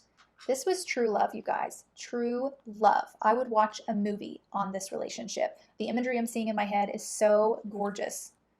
Ooh, look, Venus and Aries, lust. Ooh la la, which that's what it started out as. Absolute lust that fell into true deep love. Okay, we have the athlete card, and it says dedication to transcending physical limits, including handicaps, development of personal willpower, and strength of spirit. And then we have the warrior, which is the same. It's all about this physical sort of energy. Strength, skill, discipline, and toughness of will, heroism, stoicism, and self-sacrifice in conquering the ego. So I do feel that your person, your man, was in the, I feel like he was in government or in military, and it feels like he was much older than you, 10 to 20 years older than you, maybe even more. But it was true love that was there, and you guys didn't care what people had to say. I think a lot of people would say things like that you were a gold digger or that you were not respectable enough for him to be married, like yada, yada, yada. And you guys just truly gave an example of, you know, who cares? We're doing what makes us happy. But yeah, he was a very strong, he had a lot of willpower. He was a strong-willed person. You guys both were in your own right, but I feel like, and you guys both, I feel like you both in your job, it involved the bodies, okay? Because you were kind of in that sensual sort of career. I think you were a prostitute or something like that. And then it feels like he was in military combat, which also has to do with the body. So you guys have this very strong connection to your bodies. You're very grounded in your bodies, and that brings you a lot of confidence. Okay, from the healing deck, we have embrace meditation. And your flower for your relationship is the lily. It says majesty and virtue. The lily is the emblem rare of many virtues, good and rare. Gorgeous. And then here is a negative phrase playing out in your head in this lifetime that comes from the past lifetime. I feel rejected by my family and friends. I feel rejected by my family and friends. I could see that because you guys didn't, his family did not accept you. I don't feel like you had family and friends before meeting him because of the line of work you were in. You may have had some maybe other female prostitutes who you made friends with, but they were calling you a sellout once you got with this guy. His family wasn't accepting of you or of him anymore. You guys ended up being very isolated within just the two. It was just about you two because people did judge. And so you have carried that sort of feeling of worry of rejection, feeling rejected into this life. But that's from this past life. It's not meant to carry over into this life. So Spirit wants you to replace it with, I now have a wealth of family and friends who make me feel like I belong. Okay, I want to pull out some tarot cards and see what, I just want to get a better explanation for like why you guys are coming together in this lifetime, what the purpose of that is for. With the Embrace meditation card, you know, meditation is all about kind of getting out of the body for a bit, going into the third eye and the higher self.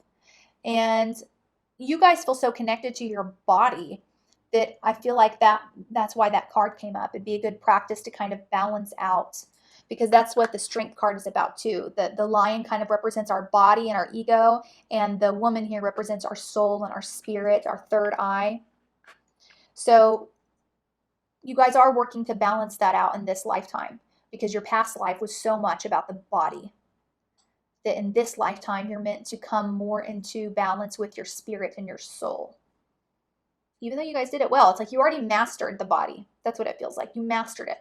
So now move towards something more spiritual that's less about the body. And this could even, I feel like this carries into your career. You know, with you being a prostitute or a dancer or whatever you were in this past lifetime, that's a healing profession. Even though most people wouldn't think it is, it's healing. You are offering yourself as a service for healing, release for the other, okay? And so I feel like you're meant to do that in this lifetime as well, but not from a bodily perspective, from a spirit, being of spiritual service somehow to people, if that makes sense.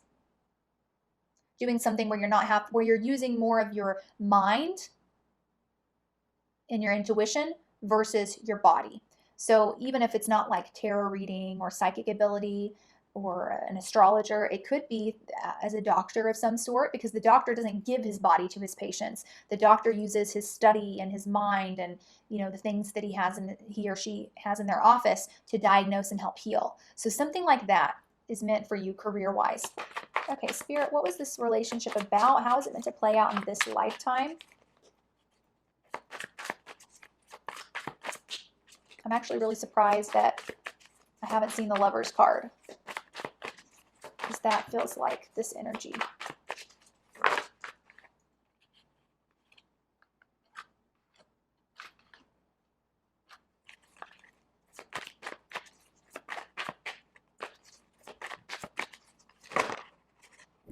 Nope, that's too many.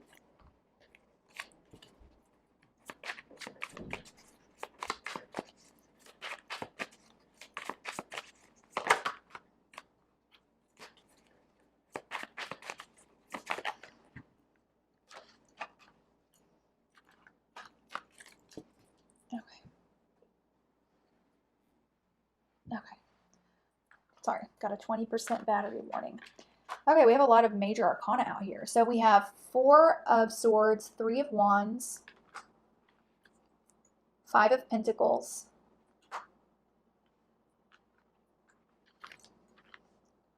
High Priestess, King of Cups. This is water energy, Cancer, Scorpio, Pisces. This is moon energy, so it could be Cancer. Then we have the Moon and the Hanged Man. So more water energy, Cancer, Scorpio, Pisces. This is Pisces energy. And we have 10 of Swords. Now I'm getting a very specific message. And this is only meant for some of you. And this is only meant for some of you in which this has already happened, okay? Because I don't want to put fear into people about the future. Spirit would never come through to give a message like that.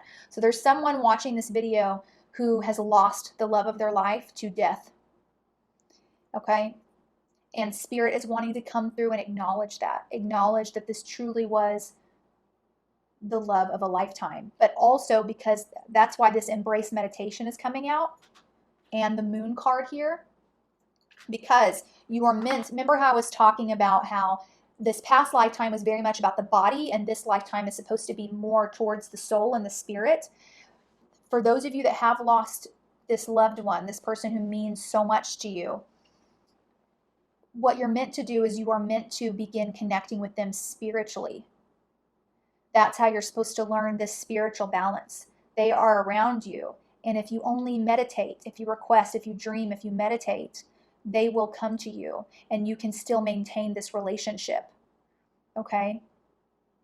Because that's what I'm seeing with the moon and the King of Cups and the Hanged Man, you know, Ten of Swords as well. So I'm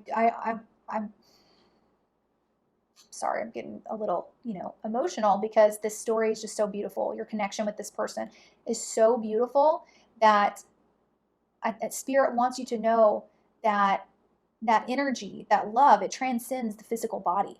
Just because this person is no longer in this physical body doesn't mean that that relationship's gone, that the love is gone. This is a powerful connection. So you need to walk towards your spiritual practice, your meditative practice. You can find guided meditations on connecting with lost loved ones. I would highly recommend it. Communicating with this person regularly throughout the day in your thoughts and your prayers and maintaining that connection. That's really the strongest message that's coming through, but I know that's got to be such a rare sort of thing, you know, so I'm trying to figure out what the message below this is for other people who have not lost someone important to them. I can tell you this much. There is, for some of you, it may be distance that has separated you from this person, a physical distance, or it could be a mental illness that has separated you from this person, to where now this person is suffering from bipolar disorder, schizophrenia, something very serious, which has altered them. With Five of Pentacles, it could have to do with addiction, that they've, like, something has happened, okay, for those of you that picked this pile, that makes you feel like this relationship is lost, it's gone, I can no longer connect to this person. And the message here from Spirit is, yes, you can. And it's almost like these circumstances were brought here on purpose to get you to walk toward, to get you both to walk more towards your spiritual connection and your spirituality versus your body. You know, basically something happened to destroy the body or take away the body or detach from the body so that you all could walk towards this more spiritual union. Okay. And I also want to say that I know that this lifetime that you're in right now, I can feel it. This is heavy. This is difficult, but you guys are meant to get through it. Your connection is so, so strong just from this past life. And I think many lifetimes together, the love is so strong, so beautiful that you knew you could withstand this. Each of you had certain lessons you wanted your soul to learn, and you knew you could rely on each other to go through these very, very difficult things and learn and gain this wisdom in your soul. So trust in that, trust in this connection, trust in the relationship, and you can get through it. More meditation, more prayer, okay? But this was a beautiful, beautiful reading, heavier at the end than I expected. But, you know, only the stronger you are, the more that you can carry, right? And you guys' love is extremely strong, extremely strong. So you can carry it. Just trust in that, all right? Comment below. Let me know how this resonated, who this person was for you in your life. This is just such a beautiful, harmonious connection. I would love to know more. And I will see you all in the next reading. Love you.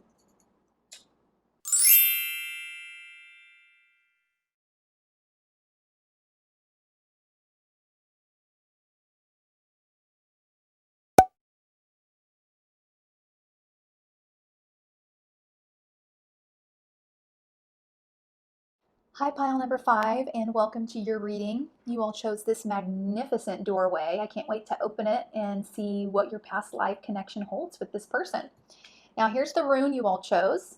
So let's look at the meaning of that real quick, because this will give us kind of the overall meaning for the reading. change, destiny, relocation, and journey. Wow, so maybe this past life involves some sort of foreign travel. Beautiful. And on the back of your doorway, it says, trust the universe. Intuition has wandered and led you astray. The timing's not yours, but the universe at play. Have faith and breathe. Absolutely beautiful. Okay, so I want to get into the past life cards first. These are quite literal. They're going to tell us like where you lived, what time period, what job you had. I don't always interpret them completely literally, but I will show you the messages on the cards. All right, so we have here Greece. So you guys would have lived in Greece. And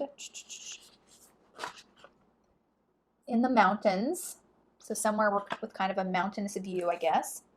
And two jobs came out for you. We have laborer and education. Maybe one of these is yours, one of these is your partner's energy. Death by suicide.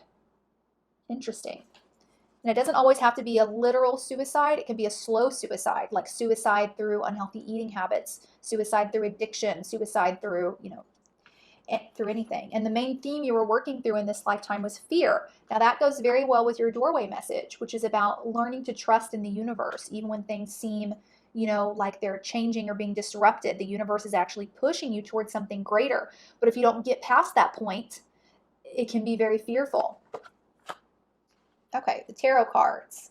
We have a Queen of Cups. Beautiful. So you could be a Cancer, Scorpio, Pisces, or maybe you were in this previous lifetime.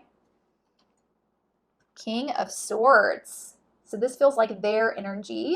This is Gemini, Libra, Aquarius energy, but it doesn't have to be theirs. Wow. Okay, another Queen. Queen of Pentacles. Virgo, Capricorn, Taurus energy. Wow. And the Tower. Talk about change and disruption. This goes so well with that rune. So well. Okay, so from the Queen of Pentacles energy, I'm actually getting an older motherly figure or a mother-in-law sort of figure that this almost feels like a Cinderella. That's the story that's playing out in my head. So you may have a negative female energy in your life in this time as well, through your mom or through your mother-in-law or something. But something happened here that caused a major disruption between you, your Queen of Cups energy, and your King of Swords energy. And the Queen of Pentacles woman, which like I said, feels like maybe your mom or his mom, she feels so practical but so close-minded. And you were born into this lifetime with this Queen of Cups energy, which is very loving and open and vulnerable and creative and emotional. And your mother was not a conducive environment for this energy at all. It hurt you a lot. But it feels like with this Tower moment, like your mother went behind your back. She didn't agree with something you were doing, and she went behind your back, and it kind of ended up imploding your whole life. Maybe as we get into the other cards, we'll see what this is about. So you may have come to this reading about you and your King of Swords, but we're going to get a lot about mom as well through this. She has a big part to play in this. I don't know what she was unhappy with. It could have been who you chose to end up with. Maybe she didn't approve of. Something. Okay, let's get into the other cards. So it says, it is safe for you to love. Open your heart to give and receive the highest energy of all. Oh, we have the Child. Okay, I think I'm picking up on something here. A journey. Again, you guys, the meaning of the rune was a journey. Beautiful. We have Cancer. So you all could have Cancer prominently in your chart. If so, this is another confirmation that this lifetime has a lot to do with working out issues over motherhood and from your own mother. Cancer rules over that energy. We have the Knight. This is your man. Loyalty, romance, and chivalry, a love of honor. And then we have the Rebel. Yeah, I'm getting Cinderella energy again. Challenges authority to affect social change. Rejects spiritual systems that do not serve inner needs. Just like that's what you did with your mom. You stood up to her even whenever you felt kind of insecure and nervous about it, you did stand up to her. And that really, she just feels quite ruthless in this lifetime. It really upset her. She was not the type of person that wanted anyone from her family to go against the grain. And actually, one of the messages I'm getting here is that this person you ended up with was from a different race or background or ethnicity or culture that was kind of taboo to be associated with according to your country. So it'd be like you being a white woman in this lifetime falling in love with a black man. Or I'm not sure who Greece's enemies were during this time, but like you kind of falling in love with, I don't know, a Middle Eastern man or, something like that. That's what happened. And you had a child with this person. And I feel like your mother did something really evil, like poisoned you or the baby. I don't know. She feels really, really dark.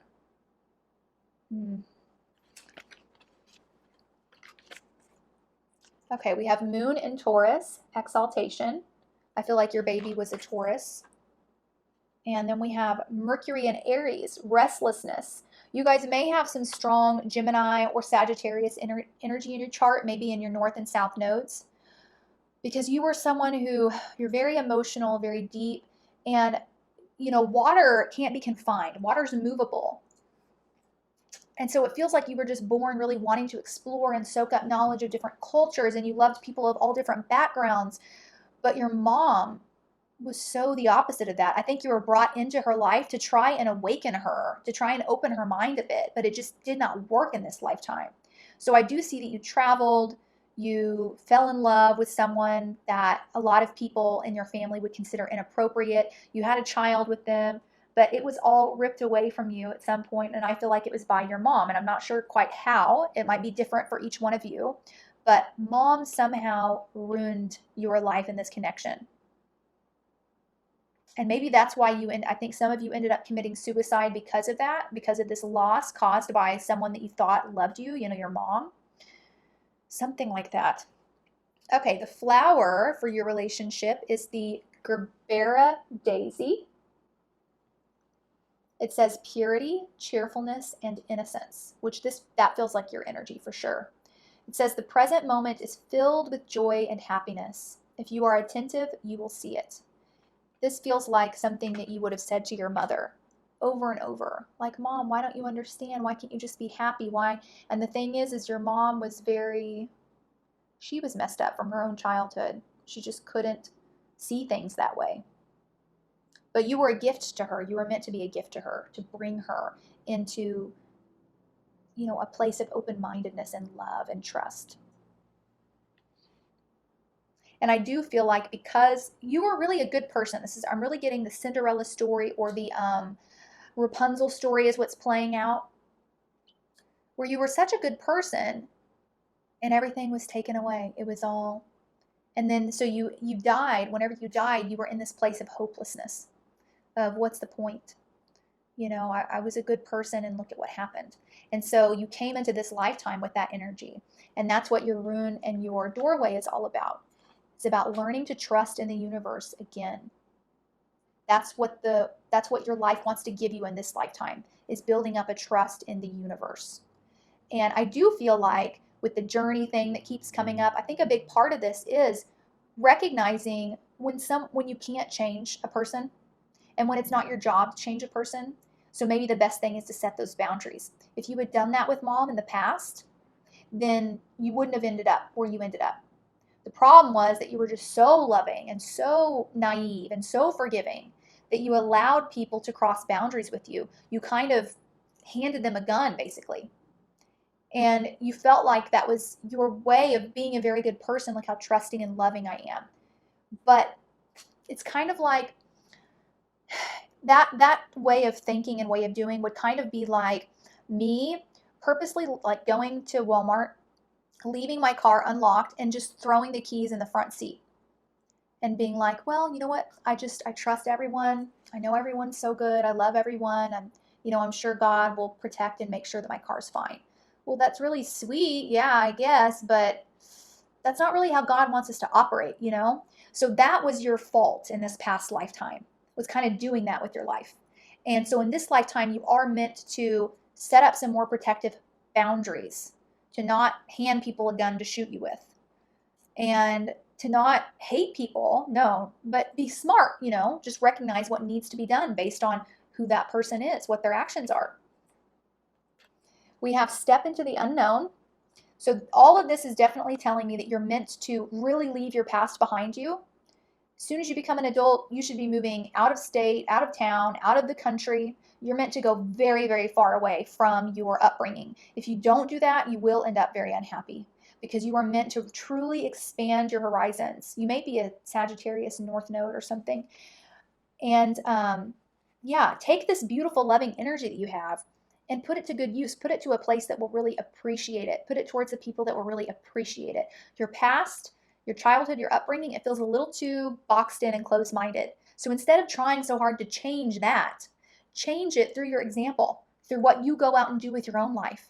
You can change things and change people without having to physically exert yourself over them and preach to them. You just do it through your example. People are online nowadays. They see our lives. They see how, and sometimes people back at home or from our family, all they need to do is just see us online and on social media or feel our absence for them to start appreciating and understanding us. You don't have to sit there and be right next to them and harp on them. So you are meant to, be a bit of a rebel against your society, do some new exciting things, travel to some new places. I do feel like you're meant to be a mom in this lifetime, and that you will be reconnected to this child that you lost in the last lifetime. Absolutely. I feel like you lost that child either during pregnancy through something your mother did or shortly after birth. So that baby's meant to come back into your life. I feel like it's a little girl, but it could be a boy, and I feel like it would be a Taurus. Okay, so here is a negative phrase playing out in your mind that's connected to the past life and what spirit wants you to replace it with. I'm meant to be alone. Relationships usually end traumatically for me. I'm meant to be alone. Relationships usually end traumatically for me. This feeling that you have is all because of this past life, which was very traumatic, because you really have such a sweet heart and soul. And the energy from your mom, at least in this past life, is quite evil, So I understand why you feel that way, but recognize this is from your past life, not from your current life. And I kind of went over what caused the things in your past life, the way that you handled them, kind of like going to Walmart, leaving the car unlocked and throwing the keys in the front seat. That's sweet to do, but that's not smart. That's not how God wants us to operate. You are meant to protect yourself. So Spirit wants you to replace this with, I lovingly release disappointment in old relationships so I can give birth to new ones. I feel like a lot of you may be pregnant or planning a pregnancy, and with a little Taurus baby. If it's not a Taurus sun, I feel strongly it will be a Taurus moon or a Taurus ascendant. And I think it'll be a little girl, but it doesn't have to be. But yeah, as soon as you guys leave your past behind, go get out of your state, get out of your country, whatever it is, and create your own family. And you're going to see everything's just going to bloom and blossom. And you're going to regain that trust in the universe and the trust in yourself, to set those boundaries, to protect yourself, to protect your energy. So, and the other readings I've been kind of explaining, I've been getting into the tarot. Maybe I'll do that. I feel like I don't need to for this reading. And I actually feel like a lot of you that chose this pile may have been caught off guard because you came here wondering about a love connection, and we ended up talking about mom, but that is the main thing that wants to come through is moms. But let me see. Spirit, is there anything else you want to say about this past life connection to her, who she's meant to marry or be with, who this person was that she married in her last life? Okay, death. This is Scorpio energy. 6 of Swords and 5 of Swords. So this is this is summing up what I've already said. So for some reason, Spirit doesn't really want to talk about your love life because I guess there's nothing to say about it. Everything's supposed to work out really, really well there. It's the relationship with the mom that needs to be healed. And so in this lifetime, you are meant to kind of come into conflict with this person or with these people. Walk away from it. Leave it. Stop trying to fight this battle that you can't win. Just stop. Set those boundaries. Leave. And that's when true maturity, transformation, and rebirth enters your life through this Scorpio energy, through this death card. So really, you're the only one holding yourself back from this. This isn't about trying to change people. This is about focusing on you and walking away from those negative things. So beautiful, beautiful energy. Okay, comment below. Let me know how it resonated, how your relationship with your mom has been in this lifetime, or your relationship as a mother. And I will see you all in the next reading. Love you guys.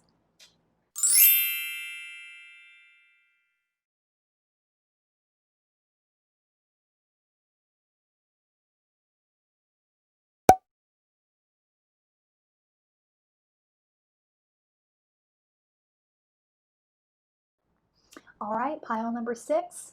You all chose this magical doorway. Look how pretty that is. And I can't wait to get into your past life and see what it has in store for you. Here's the rune you all chose. So I'm going to look up the meaning to that, because that will help give us an overall message for your reading. So let's take a look.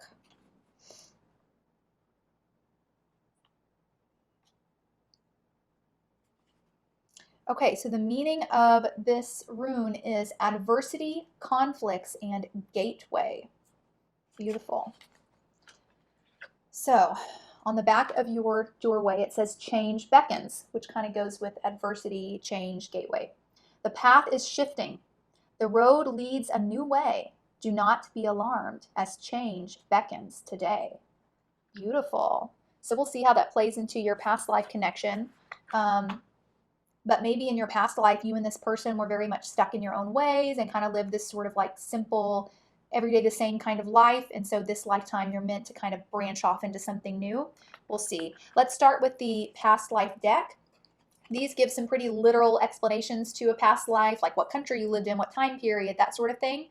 I don't always interpret them literally, but I will show you the messages on the cards. So we have here that you lived in Rome, and you worked for the government in some capacity.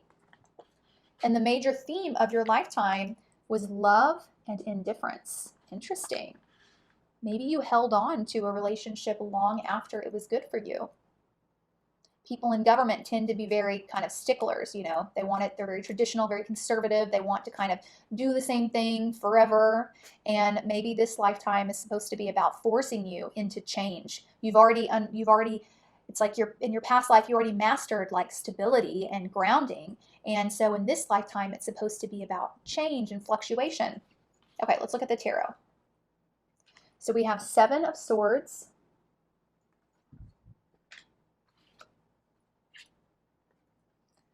Nine of Wands,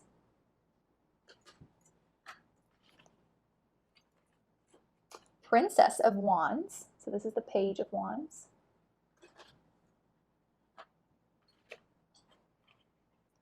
Seven of Pentacles, and 5 of Wands.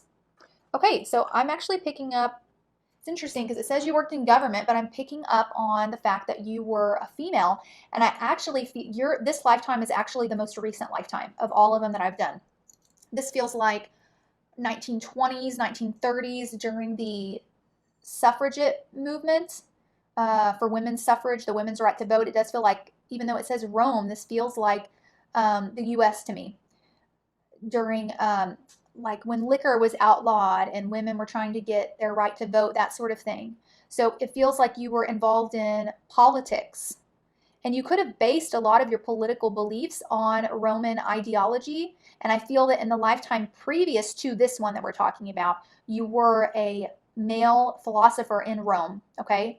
So you were a male philosopher in Rome, very intelligent, and then you were born as a woman in like the 1910s or early 1900s, but so intelligent, so powerful, so confident. So you actually really rejected love in this lifetime. I feel like it was because it all started from your own father. I feel like he was an alcoholic, abusive towards your mother. You grew up, you didn't want that for yourself. You wanted an education. You wanted to make a difference for women. And so you really viewed love from afar and were very indifferent to I mean, you were all about work and money and making a difference, working your way up through government, creating changes in the government.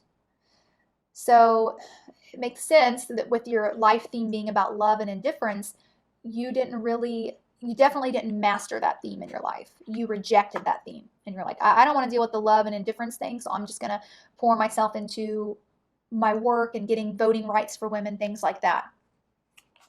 Okay, we have Mars in Aries, and it says impulsiveness.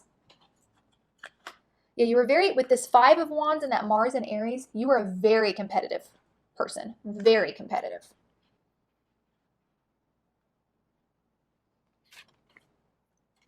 And we have the Aquarius card.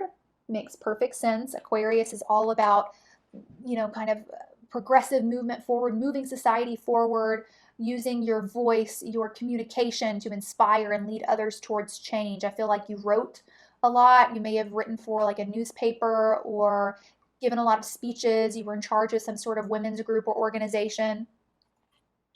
Wow. True love. It says this is the romance of a lifetime. I wonder, you must have rejected this person, but let's see. We have servant.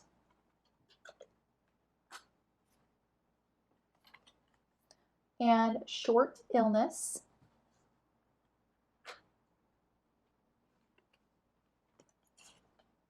The Avenger. This says desire to balance the scales of justice, righteousness on behalf of society or oneself. That's totally you. And then we have the Mediator, which gives me kind of Libra vibes too. Lots of Libra energy, but I guess that makes sense because we're doing, you know, this is about romance. Gift for negotiating fairness and strategy in personal and professional life. Respect for both sides of an argument. This feels like the person who was interested in you. Yeah. There was a man who was interested in you and actually was not scared of your strength and your power. He admired it, even though what you were doing was very kind of cutting edge for the time period. But he was always irritating you because you would get so passionate and fired up about things. Sometimes you could get onto the extreme where it'd be like, men should be imprisoned for thinking women shouldn't have the right to vote. And he would kind of, you know, chuckle and be like, come on, you gotta, you know, you're never gonna get anything done if you don't try and take more of a middle ground with things. And then you'd be like, no, I can't take a middle ground. Like you were just so passionate about it. He kind of feels like he was a friend or some sort of advocate for you, or he helped you. Feel like he would meet with you in secret to help discuss different changes. And he was somehow connected to government or something, or the newspaper. He may have been he may have written articles for the newspaper about you. And he really liked you. And I feel like you picked up on it, but you would kind of reject it or deny it. You didn't want to act on it. Okay, from the healing deck, it says develop stronger concentration. That looks like twin flame energy there. See how there's the bird on fire on the third eye? I don't know why I'm getting that. Okay, the flower is morning glory. Beautiful. And it says affection and determination. The morning glory, which blooms for a day, differs not at heart from the giant pine that lives for 1,000 years. So morning glories, they bloom in the morning and then they're gone by afternoon. And it's saying that the heart of the morning glory is just as pure and strong and meaningful, even though it just bloomed for a short time, than the giant pine that lives for thousands of years. So you guys feel so practical and so inexperienced in love, I'll put it that way, that it almost feels like you don't even want to date unless it's almost like if it were up to you, there would be some sort of like, you would be able to talk to God before you even got a crush on someone. And God would say, oh yeah, well this person, you're supposed to date them for, about 6 months because you're going to learn X, Y, and Z. But then you're supposed to break up with that person. And then you're going to date this person and that person. And then eventually you're going to marry this guy over here. And you guys would be the type to just like skip all the dating, because now you know who you're supposed to marry and go straight to that person. But the thing is, if you were to do that, the relationship actually wouldn't work out because you have to go through certain experiences in love before you're ready for your twin flame, for your soulmate, for the person you're meant to end up with. To where literally, if you don't have those relationships and breakups beforehand, then your husband, the person you're meant to be with, that could be sabotaged. It won't work out because your soul hasn't gained the wisdom it needs in order to actually go into that relationship ready to have it for a lifetime. But that feels like your energy, where it's you almost Yeah, you don't even want to date because unless you have the answers right there in front of you, you don't want to risk anything. So then you've like kept your life at this standstill, which is really sad because every relationship, no matter how it ends, there's always beauty in it. There's beauty and there's pain, yes, but there's nostalgia, there's bittersweetness. There are so many either things you learn about yourself that you wouldn't have known had you not been with that person. So many things. And that's what the morning glory wants to tell you. So you guys have someone that's meant for you, and it could be the person that you were asking about, okay? But the main message that's wanting to come through is you are meant to, you're very inexperienced in love, first of all, your soul is. You're much better at work. So you're inexperienced in love, and you are meant to have several different sort of romantic flings and relationships for no purpose other than to experience those. So you may have come into this reading with like a certain ex on your mind, like, why the heck are we together? You know, it feels like such a waste of time. We're together for 2 years and then just ended, and I don't get the point. Well, the point was for this. You actually did learn a lot of things during that time, even if it was a short amount of time. You learned about yourself, you learned about your preferences, you learned about your weaknesses, you learned about your strengths, you learned what you liked, what you didn't, whatever it may be. You learned a lot. And so that's what it's for. And start approaching all of your relationships that way with the appreciation for the morning glory. Yeah, it only blooms in the morning. You'll get to your pine, your giant pine eventually. It's coming. But you have to learn how to appreciate this first before God can bring you the pine tree. Okay, now here is a negative phrase playing out in your mind that's carried over from your past life that Spirit wants you to heal. And that is, even if I speak my mind, it never changes anything. So why bother? Even if I speak my mind, it never changes anything. So why bother? It makes sense that you believe this because the line of work you were in this past life carried a lot of adversity with it. You were very progressive, very radical, and you didn't get to see those radical changes take place in your lifetime. You know, I think you saw a few little changes here and there, but not really. And it disappointed you, and it really it exhausted you. It burnt the fire out of your soul, and it made you think, what was the point? Like, what's the point? People don't change. Society doesn't change. Things don't change. I give up.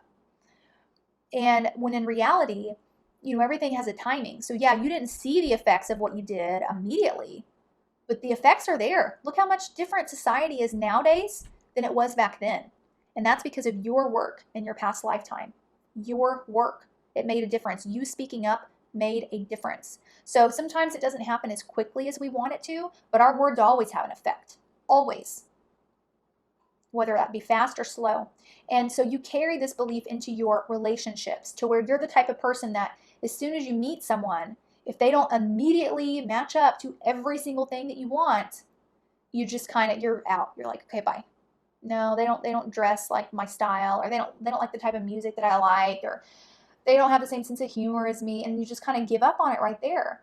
When it's like so many of those things, like the way we dress is influenced by where we grew up, whether that be rebelling against where we grew up or conforming to it.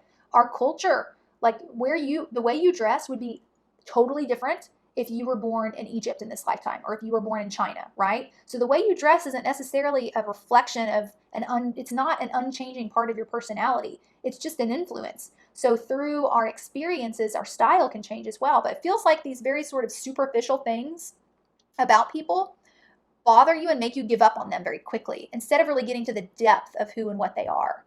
And instead of having faith that, you know, if you speak your mind up about something that you don't like, they actually can change it. No, it's not going to happen like that. Nothing does. Think about how many changes you've made in your lifetime and how slow some of those changes took. How many years were you making the same exact mistake over and over and over before you finally were like, okay, I think I've figured it out now. I think I've mastered it. I think I'm past this phase. Our relationships take that same sort of patience towards others as we have to give towards ourselves. And so that's what you are going to be learning in this lifetime through testing out these different relationships, meeting different types of people, learning how to speak up, speak your mind. And Spirit wants you to replace this phrase with, I now effectively communicate the clarity in my mind to everyone around me. I now effectively communicate the clarity in my mind to everyone around me. Now, before I end the reading, I want to get a little more detail on this sort of friend, this man friend of yours that seems very sweet and very smart. I like him. And see if he's your pine tree in this life.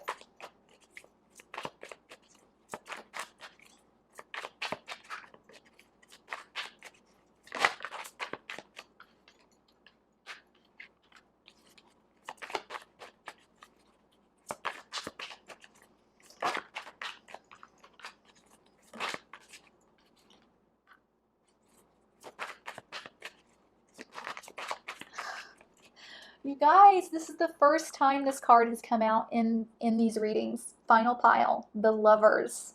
This is Gemini energy. This is twin flame, soulmate energy, divine union. Beautiful. Okay, so what I'm seeing here is this person who is kind of this, I want to describe him for you because his energy is so strong. He's very confident, obviously, because your confidence doesn't scare him or intimidate him. He's very smart and he's so calm. So you can become like very fiery and passionate about things and angry, and your emotions can kind of like take over. And he's kind of the person that never takes it too seriously, you know? So he helps like calm you back down, and he reasons with you. And I feel like he has brown hair and brown eyes, and he really is attracted to your passion. And he's just very sweet. I really, really like him. He feels quite tall too. Yeah.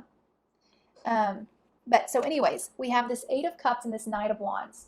So you're going to meet this person at a point in your life where you're about to walk away from something that you are just freaking sick of. Something you put a lot of effort into and you're just over it. You're just so tired of it. But he's going to charge in. This could be a creative endeavor of yours, like a talent or something. But he's going to come in and be like, no, wait, what are you doing? What are you doing? You're going to be like, screw this. I put all this time in. I'm just tired. I'm exhausted of it. I'm not seeing any difference. And he's going to like kind of reignite the passion or the belief in yourself. And you're no longer going to feel so lonely doing it either, because you were doing this all on your own. So he's going to come in and be like, no, don't do that. You just need to change this and that. That's all. You don't need to give up the whole thing. So it's like he's going to kind of save you and take you to safety and calmer waters, and ultimately give you a life that's very emotionally fulfilling and one that you feel like you can really brag about, even on social media and stuff. I see you guys getting like real mushy-gushy online and really showing off and bragging about this guy to the world.